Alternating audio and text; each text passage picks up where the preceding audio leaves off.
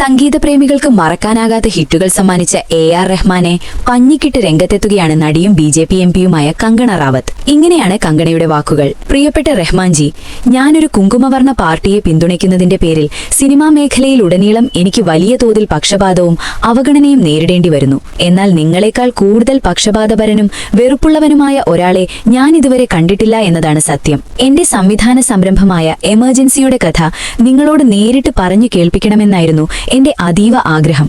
പക്ഷേ നരേഷൻ പറയുന്നത് പോയിട്ട് നിങ്ങൾ എന്നെ കാണാൻ പോലും തയ്യാറായില്ല. പ്രചാരണ ചിത്രത്തിന്റെ ഭാഗമാകാൻ താല്പര്യമില്ല എന്നാണ് നിങ്ങൾ പറഞ്ഞതെന്ന് എനിക്ക് മറുപടി കിട്ടി. അതേസമയം ആ സിനിമ എല്ലാ വിമർശകരും ഒരു മാസ്റ്റർ പീസ് എന്ന നിലയിലാണ് വിലയിരുത്തിയത്. എതിർ പാർട്ടിയിലെ നേതാക്കൾ പോലും ചിത്രത്തിന്റെ സമീപനത്തെ പ്രശംസിച്ച് എനിക്ക് ഫാൻ ലെറ്ററുകൾ അയച്ചിട്ടുണ്ട്. പക്ഷേ നിങ്ങളുടെ വെറുപ്പ് നിങ്ങളെ അന്ധനാക്കിയിരിക്കുന്നു. എനിക്ക് നിങ്ങളോട് ദുഃഖം മാത്രമാണ് തോന്നുന്നത്.